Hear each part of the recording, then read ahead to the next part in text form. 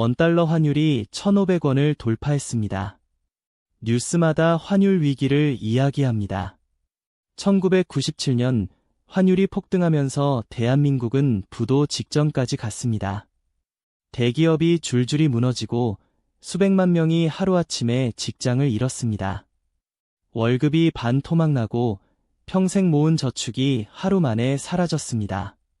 아파트 가격은 폭락하고 은행 금리는 30%까지 치솟았습니다. 지금 그때와 같은 일이 벌어지고 있는 걸까요? 오늘은 환율이 정확히 무엇인지, 환율 위기가 어떻게 발생하는지, 그리고 지금의 환율 급등이 1997년과 같은 위기로 번질 수 있는지 완전히 이해해드리겠습니다.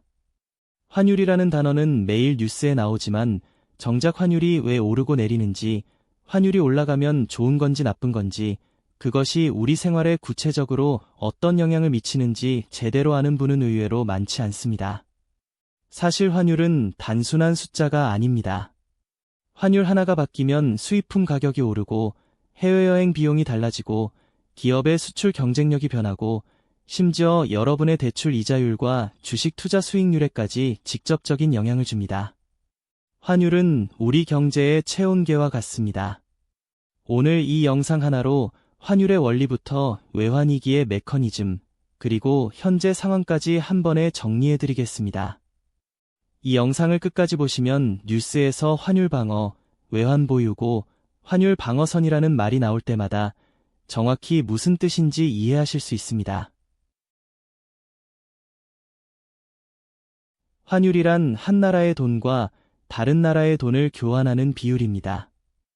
원달러 환율이 1,300원이라는 것은 1달러를 사려면 1,300원이 필요하다는 뜻입니다. 쉽게 말해 환율은 돈의 가격입니다.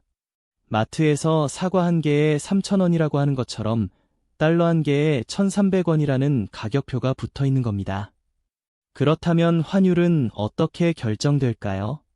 가장 기본적인 원리는 수요와 공급입니다. 달러를 사려는 사람이 많으면 달러 가격이 올라가고 원달러 환율이 상승합니다. 반대로 달러를 팔려는 사람이 많으면 환율이 내려갑니다. 한국이 수출을 많이 하면 외국에서 달러가 들어오니까 달러 공급이 늘어 환율이 내려갑니다. 수입이 많으면 달러가 빠져나가 환율이 올라갑니다. 외국인 투자자가 한국 주식을 사면 달러가 들어오고 환율이 내려갑니다. 반대로 외국인이 주식을 팔고 떠나면 달러가 빠져나가 환율이 급등합니다. 여기서 중요한 개념이 환율제도입니다. 크게 두 가지가 있습니다. 고정환율제와 변동환율제입니다. 고정환율제는 정부가 환율을 일정 수준으로 고정시키는 겁니다. 예를 들어 정부가 1달러는 800원이라고 정해놓으면 시장에서 달러 가격이 올라도 정부가 개입해서 800원을 유지합니다. 어떻게 유지할까요? 정부가 보유한 달러를 시장에 팔아서 달러 공급을 늘리는 겁니다. 마치 금값이 오를 때 중앙은행이 금을 풀어서 가격을 누르는 것과 같은 원리입니다. 문제는 달러 보유량에 한계가 있다는 겁니다. 달러가 바닥나면 더 이상 환율을 방어할 수 없습니다. 이때 환율이 한꺼번에 폭등합니다. 이것이 환율 위기의 전형적인 패턴입니다. 댐에 물이 계속 차는데 문을 열지 않으면 결국 댐이 무너지는 것과 같습니다. 변동환율제는 시장의 수요와 공급에 따라 환율이 자유롭게 움직이는 시스템입니다.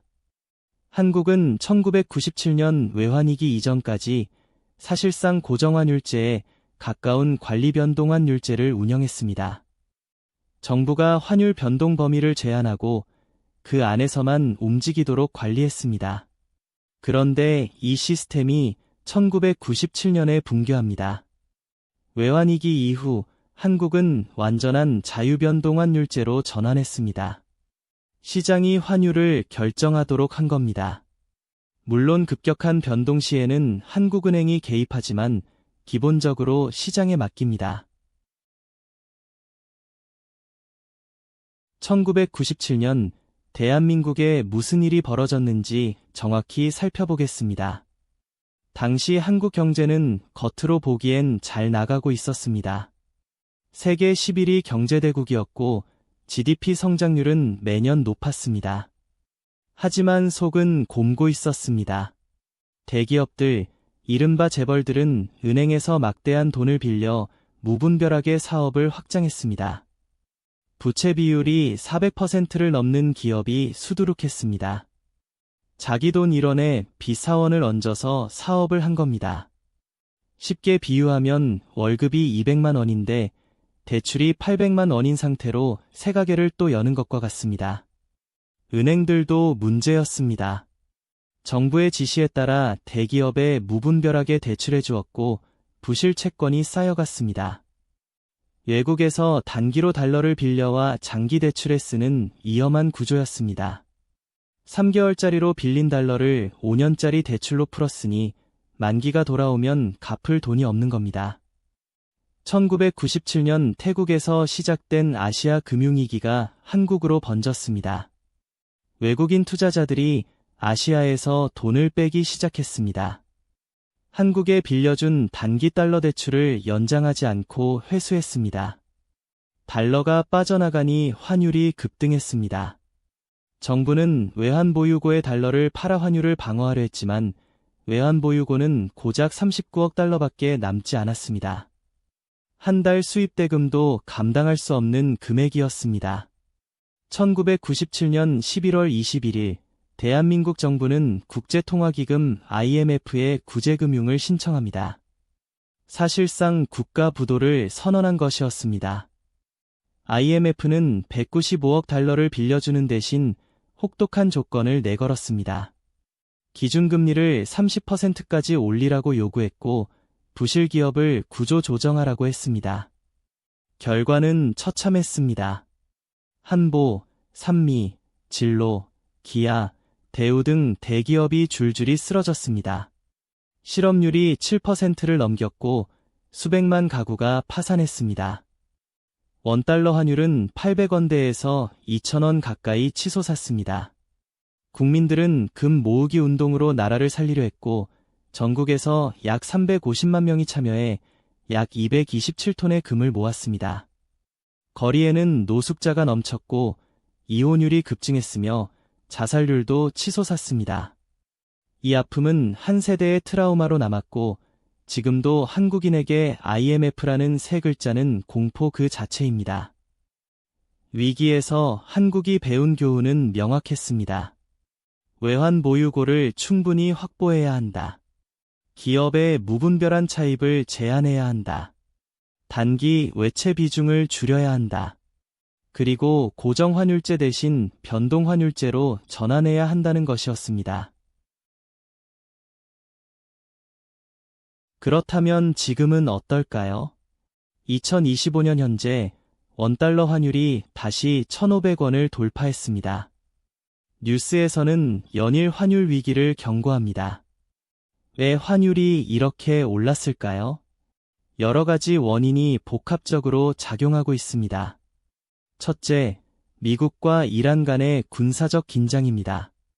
전쟁 위험이 높아지면 투자자들은 안전자산인 달러로 몰립니다.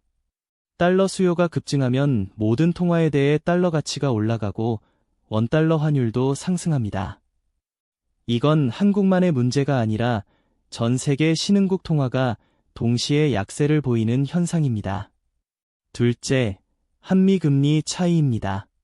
미국 연준이 높은 금리를 유지하는 반면 한국은행은 경기 부진으로 금리를 내렸습니다. 한국 금리가 미국보다 낮으면 외국인 투자자들은 한국에서 돈을 빼서 미국에 투자합니다. 수익률이 더 높으니까요. 달러가 빠져나가니 환율이 오릅니다. 실제로 금리 역전 현상이 벌어진 이후 외국인 자금 유출이 눈에 띄게 늘었습니다. 셋째, 글로벌 무역 불확실성입니다. 미국의 관세 정책 변화, 중국 경기 둔화 등으로 한국의 수출 전망이 불투명합니다. 한국은 수출 의존도가 GDP 대비 약 40%에 달하기 때문에 글로벌 교역 환경이 나빠지면 환율에 직접적인 타격을 받습니다. 수출이 줄면 달러 유입이 감소해 환율이 올라갑니다. 그런데 여기서 핵심적인 질문이 있습니다. 1997년처럼 외환위기가 다시 올 수 있을까요? 결론부터 말씀드리면 1997년과 지금은 근본적으로 다릅니다. 가장 큰 차이는 외환보유고입니다. 1997년 외환보유고가 39억 달러에 불과했다면 2025년 현재 한국의 외환보유고는 4천억 달러가 넘습니다. 100배 이상 차이가 납니다. 이 돈으로 수개월치 수입 대금을 충당할 수 있고 환율 방어에 활용할 수 있습니다. 두 번째 차이는 환율제도입니다. 1997년에는 정부가 환율을 억지로 고정하다가 한순간에 붕괴했습니다. 지금은 변동환율제이기 때문에 환율이 점진적으로 조정됩니다. 충격이 한꺼번에 몰리지 않습니다. 세 번째, 기업 재무구조가 완전히 달라졌습니다. 1997년 대기업 부채 비율이 400%였다면 지금 주요 대기업의 부채 비율은 100% 미만입니다. 은행의 건전성도 크게 개선됐습니다. 네 번째, 단기 외채 비중입니다. 1997년에는 단기 외채가 전체 외채의 절반을 넘었지만 지금은 25% 수준으로 관리되고 있습니다. 물론 안심할 수만은 없습니다. 환율이 1,500원을 넘으면 수입 물가가 올라 물가 상승 압력이 커집니다. 해외여행 비용이 늘고 수입 원자재 가격이 올라 기업 비용이 증가합니다. 하지만 1997년과 같은 국가부도 수준의 위기가 반복될 가능성은 매우 낮다는 것이 전문가들의 공통된 견해입니다. 정리하겠습니다. 환율은 두 나라 화폐의 교환 비율이고 수요와 공급에 의해 결정됩니다. 고정환율제에서는 정부가 환율을 억지로 유지하다가 외환보유고가 바닥나면 한순간에 붕괴하는 위험이 있고 이것이 전형적인 환율 위기의 패턴입니다. 1997년 한국은 부실한 기업 구조, 취약한 외환보유고, 경직된 환율제도가 겹치면서 외환위기를 겪었고 IMF 구제금융이라는 국가적 치욕을 경험했습니다. 하지만 그 위기에서 배운 교훈으로 한국은 외환보유고를 4천억 달러 이상 확보했고 변동환율제로 전환했으며 기업과 은행의 재무 건전성을 크게 높였습니다. 2025년 원달러 1,500원 돌파는 분명 경계해야 할 신호이지만 1997년과 같은 수준의 위기로 번질 가능성은 낮습니다. 다만 환율 상승이 장기화되면 수입 물가 상승, 가계 부담 증가, 자본 유출 가속화라는 악순환이 올 수 있으므로 방심은 금물입니다. 앞으로 환율 뉴스를 보실 때 단순히 숫자에 놀라지 마시고 외환보유고는 충분한지, 단기 외채 비중은 안전한지, 기업 건전성은 어떤지를 함께 살펴보시기 바랍니다. 그것이 환율 위기를 제대로 이해하는 방법이고 여러분의 자산을 지키는 첫걸음입니다. 다음 영상에서는 전쟁이 경제에 미치는 영향을 알아보겠습니다. 전쟁이 터지면 주식, 환율, 유가, 금값은 어떻게 움직일까요? 구독과 알림 설정 해두시면 새로운 영상을 바로 만나실 수 있습니다. 시청해주셔서 감사합니다.